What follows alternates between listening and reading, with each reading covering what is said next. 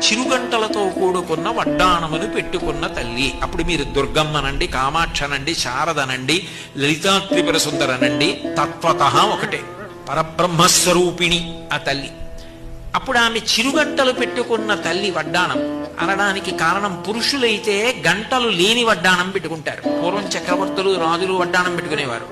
పురుషులు పెట్టుకుంటే చిరుగంటలు ఉండవు. స్త్రీలు పెట్టుకుంటే చిరుగంటలతో కూడుకున్న వడ్డాణం పెట్టుకుంటారు. ఎందుకు ఆ చిరుగంటలు అమ్మవారి వడ్డాణానికి అంటే, ఆమె చక్రవర్తిని, మహాసామ్రాజ్ఞి.